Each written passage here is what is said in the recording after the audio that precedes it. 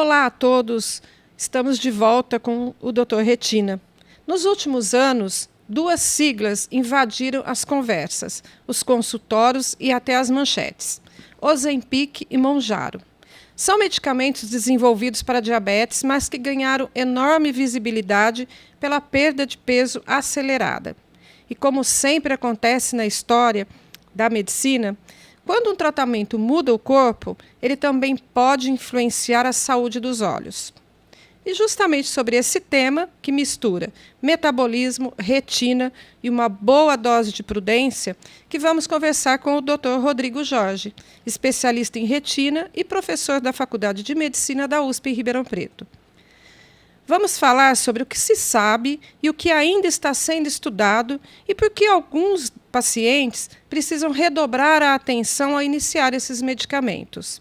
Bem-vindo de volta, Dr. Rodrigo. Bem, obrigado. Vamos falar aí um pouquinho hoje, alguma coisa que mistura a endocrinologia com a oftalmologia, né? Dr. Rodrigo, para situar o ouvinte de maneira simples, o que são Ozempic e Mounjaro e por que tanta gente começou a usar? Bom, de maneira simples, Ozempic e Mounjaro são drogas que simulam ou que são semelhantes a um peptídeo ou a peptídeos produzidos pelo intestino e que causam saciedade. Então, quando você toma essas drogas, é como se você tivesse, entre aspas, produzindo esses peptídeos da saciedade. Na verdade, você não está satisfeito porque você não comeu muito, mas o seu cérebro, o seu organismo entende que você comeu. E aí você passa a comer menos. Em linhas gerais, é isso. Tá, ok, professor, perfeito. Nós não vamos entrar aí nessa discussão metabólica, né? Porque dá um outro episódio... Nem em vantagens sobre uma droga em relação a outra. Isso dá um episódio inteiro e o nosso foco aqui é saúde dos olhos. Mas agora vem uma pergunta central. Onde a retina entra nessa história? Existe algum risco direto desses medicamentos para a visão? Ou o problema está em outra parte do processo? Perfeito. Eu acho que o mais valioso para se passar para a população é que esses medicamentos eles são benéficos para a retina, e eu vou comentar em quais situações, desde que eles sejam usados de modo correto. Então, a retina e o nervo óptico podem sofrer com essas drogas. Quais os nomes das doenças? No nervo óptico, a neuropatia óptica isquêmica anterior. Então, vou começar pelo nervo óptico. Temos uma tabela aqui. Nessa tabela estão resumidos os principais estudos já realizados e que mostram alguma evidência de que pode haver uma associação entre o uso do Ozempic ou do Mounjaro e neuropatia óptica isquêmica anterior. O que é neuropatia óptica isquêmica anterior? É uma doença do nervo óptico que cursa com isquemia, com falta de nutrição. Essa falta de nutrição pode ser tanto oxigênio como a própria glicose. Então, esses estudos verificaram, né, taxas de aumento de risco em quem usa esses medicamentos que variam de 4 vezes até 2 vezes.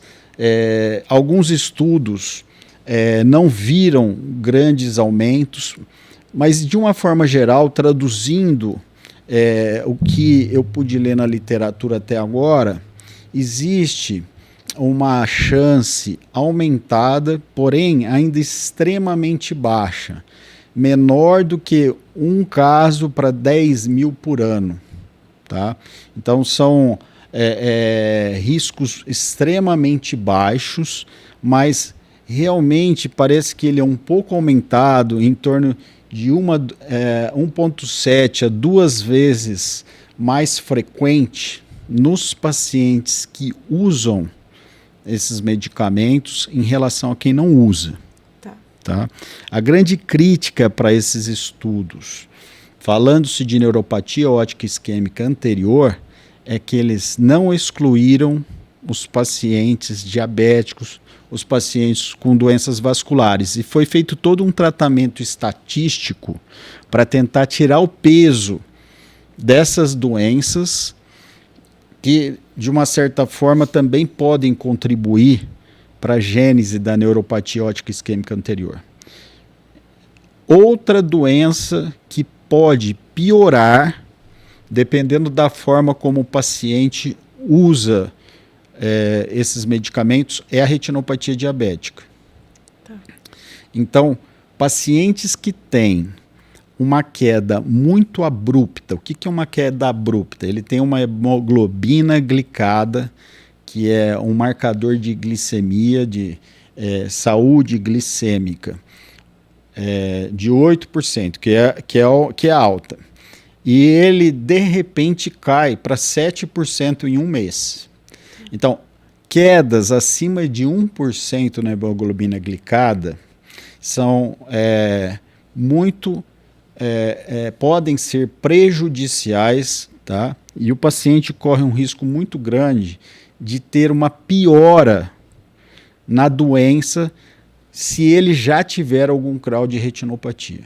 Entendi. Então quer dizer que o medicamento em si não é o vilão da história? Não, a droga não é tóxica para a retina. O que acontece, e que essa é a principal mensagem que tem que ser passada para a população, é que você precisa usar sob orientação médica. Vou dar um exemplo. Você tem várias dosagens do Mounjaro. Começa de 2,5 e, salvo engano, vai até 15. Então você pode começar com um Mounjaro de 2,5 miligramas ou você pode começar com um de 15 miligramas. Quem que vai decidir com qual você vai começar e como você vai começar? O seu endocrinologista, certo? Se você tem diabetes.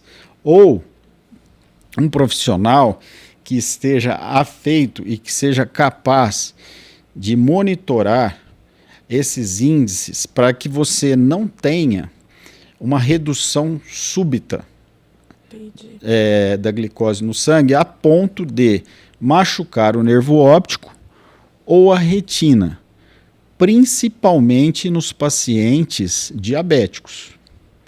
Então, esse é outro ponto que depois nós podemos comentar.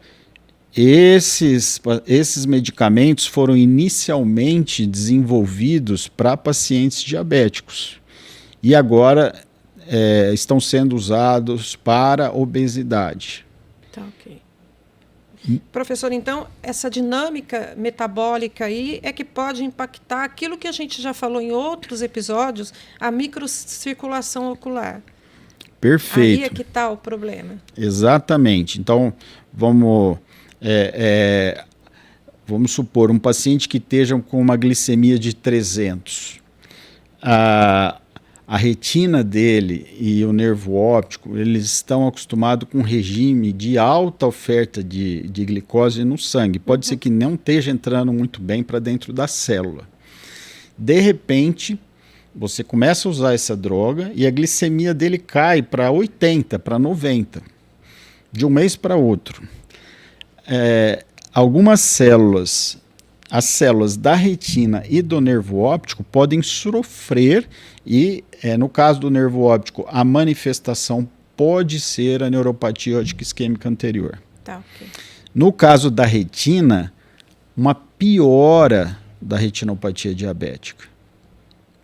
Então são as duas principais consequências. Em termos de fundo de olho, são os principais riscos e as doenças que realmente precisam ser monitoradas quando você, principalmente você que tem diabetes, começa a usar esse tipo de medicamento. Tá, e o que o senhor recomenda efetivamente para a pessoa que já tem, né, ou está no grupo de risco para a retinopatia diabética e que vai iniciar um tratamento com esses dois medicamentos?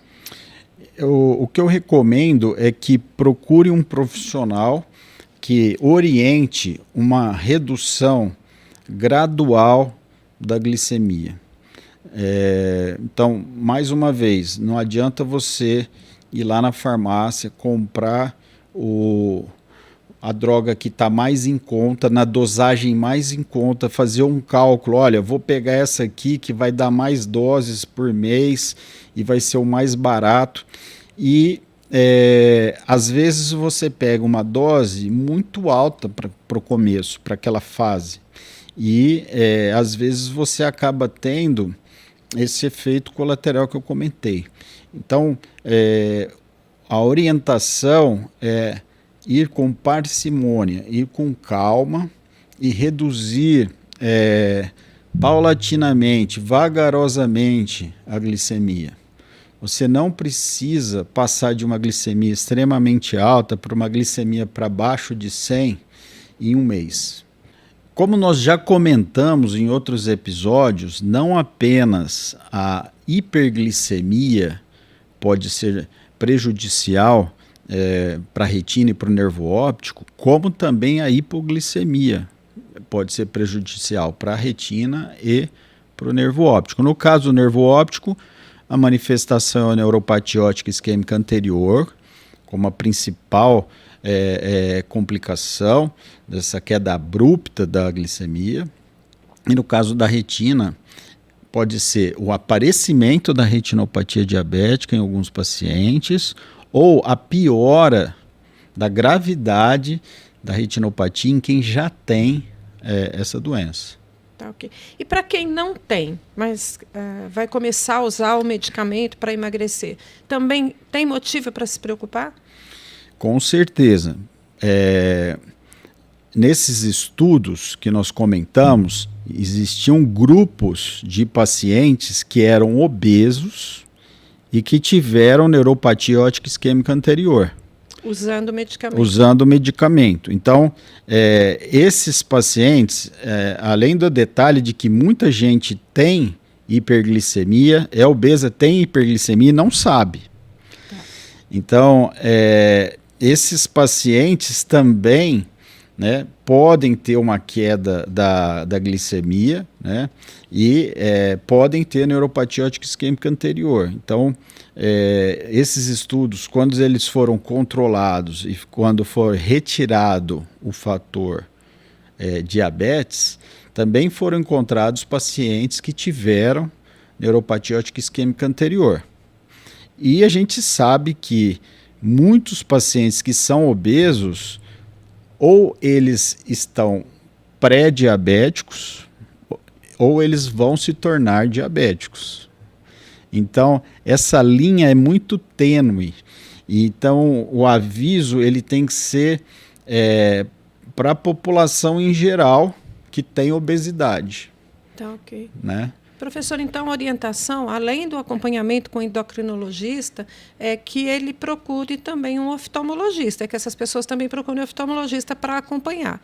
Mas aquela pessoa que começou a utilizar, né, ou vai começar a utilizar, não procura oftalmologista, em quais sintomas ela precisa estar atenta para essa questão de doença, né, ocular vinculada ao uso desses medicamentos? Olha, os sintomas da retinopatia diabética, o principal sintoma é o embaçamento visual. Tá. Né?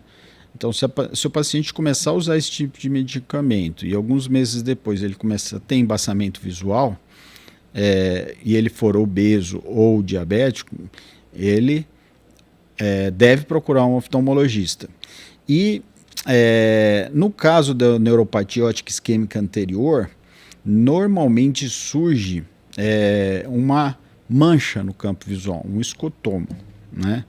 E, infelizmente, esse escotoma raramente é reversível.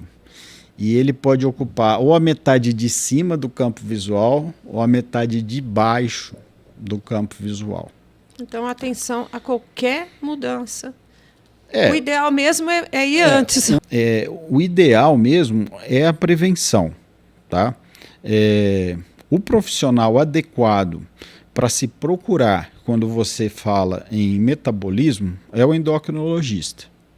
Então, você deve procurar um endocrinologista e ele deve monitorar as doses iniciais, né? Ele deve monitorar a sua glicemia. E se você tem obesidade, vale a pena você procurar um endocrinologista, inclusive para ver se você não é diabético. E ao mesmo tempo que você vai lá e faz os seus exames para ver como é que está a sua glicemia, você também pega orientação para começar a usar esse medicamento. O grande goal é você ter uma orientação profissional e não baixar a glicemia de forma abrupta. Ok. Professor, sempre a gente fica falando, né, sobre essa linha entre a endocrinologia e a oftalmologia. O ideal mesmo é um tratamento multidisciplinar, né? Normalmente, tudo que envolve a endocrinologia, a gente vê que precisa de uma atenção multidisciplinar, assim como a oftalmologia também. Muita coisa que aparece, aí, doença nos olhos, vem de uma outra realidade no organismo e exige esse tratamento multidisciplinar. É sempre assim, com a oftalmologia, principalmente quando a gente fala de doença vascular, nós temos no fundo do olho uma janela para a circulação do interior do corpo humano. Então, o olho é um órgão que tem essa característica, né? A gente consegue olhar para dentro dele e ver como é que está a circulação. E essa circulação é basicamente a circulação da retina.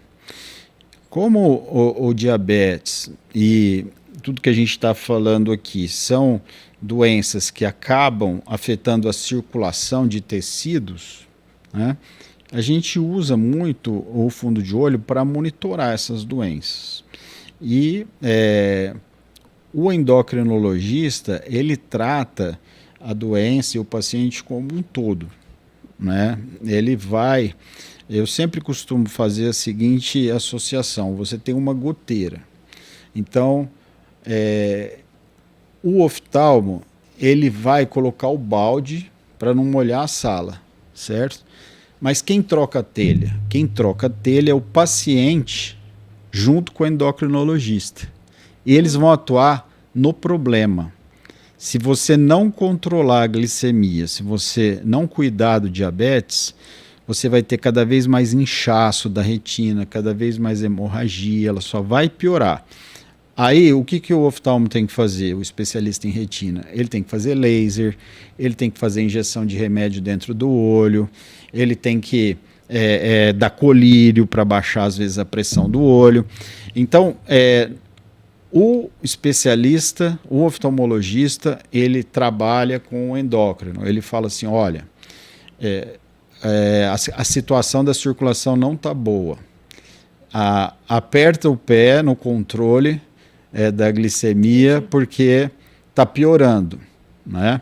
E assim você tem uma equipe multidisciplinar, e isso não para por aí, né? Nós estamos falando aí de 2 medicamentos para controle de obesidade, mas a gente, obviamente, poderia aqui falar de nefrologista, a gente poderia falar de cirurgião vascular, questão de circulação dos membros inferiores. As doenças vasculares, elas acometem, cardiologista, elas acometem a circulação do corpo todo. Tá, okay. Então, realmente é uma análise multidisciplinar, e eu acho que no caso aí do diabetes e no caso da obesidade, é óbvio que você tem outros profissionais envolvidos, você tem nutricionistas, nutrólogos, mas eu acho que os 2 fundamentais aí, no caso das doenças que a gente está falando, os primeiros a serem procurados é o endocrinologista e o oftalmologista. Ok, professor, muito bom. A nossa parceira, a Evelyn, hoje ela não está, mas ela enviou as perguntas do público. Certo. E são perguntas que a gente até já viu aí algumas respostas, mas em respeito às pessoas que enviam, a gente vai colocar aqui. Perfeito. Esses medicamentos podem deixar a pessoa cega? Não. A neuropatia óptica isquêmica anterior, ela não deixa a pessoa cega, tá? Realmente é uma doença que tira parte do campo visual, a visão fica mais baixa, tá? Mas ela permanece enxergando e não fica com cegueira total. Outra característica da neuropatia óptica isquêmica anterior é que, na maioria dos casos, ela pega um olho, né? E você tem, então, como controlar o problema vascular, e raramente você vai ter uma neuropatia óptica isquêmica nos dois olhos ao mesmo tempo, né? E no caso da retinopatia diabética, muito pelo contrário, tá? Essas pioras da doença da retina depois são seguidas, né, de melhora. Então aqui eu quero deixar um recado, outro recado muito importante. Essas drogas, quando bem utilizadas, elas vão melhorar muito a saúde do paciente. Tá. Se usar corretamente, essas drogas vão melhorar a longo prazo a própria retinopatia diabética, elas vão melhorar o perfil lipídico, elas melhoram o HDL, o LDL, colesterol, aumenta o HDL, que é o colesterol bom, o Mounjaro aumenta o HDL, ele diminui o colesterol ruim, ele diminui triglicérides. Então, o segredo é a gente aproveitar bem essa nova classe de medicamento que surgiu aí há 2, 3 anos. E usar com acompanhamento médico, né? Isso. Esse é o principal. Principalmente no começo, usando aquela gíria, né? Não vamos queimar a largada. Principalmente no começo, pega uma orientação, são medicamentos novos, né? O que a gente está vendo aí é uma corrida meio desenfreada, pessoas que às vezes não estão gabaritadas orientando, fazendo um comércio, visando mais o lucro do que pessoas que não estão muito preocupadas verdadeiramente com a saúde do paciente. Tá, ok. Professor, acredito que ficou claro, mas tem uma pessoa perguntando se a visão ficar embaçada logo que começar o remédio, é normal? Não, não é normal, tá? A visão embaçada é um sintoma importante, tá? E a pessoa deve procurar um oftalmologista. Aliás, todo embaçamento visual que aparece de forma súbita é um sinal, é um sintoma que deve ser valorizado. Aí tem uma outra pergunta, baseado nas tuas últimas respostas. Quem tem retinopatia leve, pode usar sem medo, então? Não, se a pessoa tiver retinopatia leve, ela pode utilizar, desde que ela faça uma redução gradativa da glicemia dela.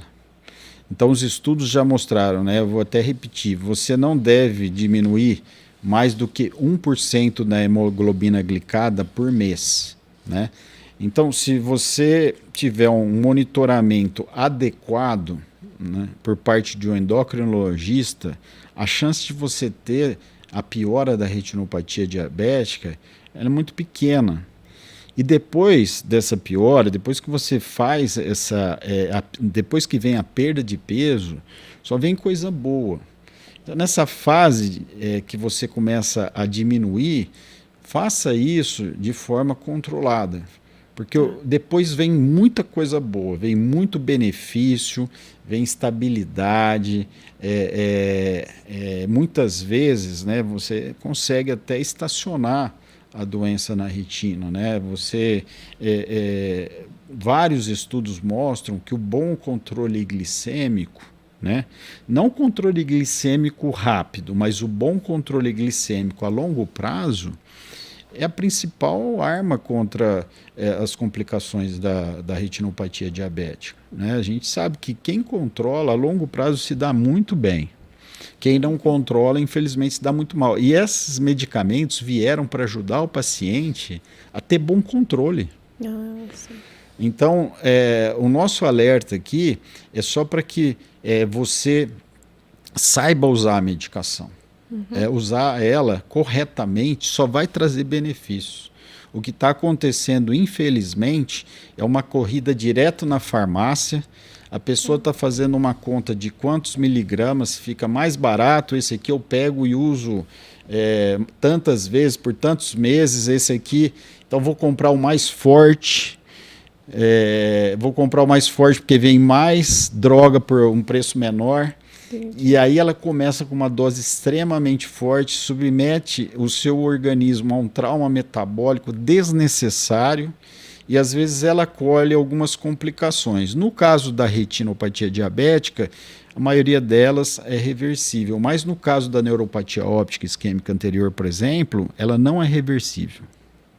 Hoje entendemos que Ozempic e Mounjaro são medicamentos seguros quando usados corretamente, mas exigem cuidado especial para quem já tem alguma doença ocular, sobretudo a retinopatia diabética. Agradeço mais uma vez ao professor Rodrigo por esclarecer como a retina reage às mudanças metabólicas. E obrigada a Evelyn, que mandou aqui para a gente as perguntas do público e que mantém as nossas conversas conectadas com a vida real. Siga o Dr. Retina nas plataformas de streaming e nas redes sociais. Até o próximo episódio.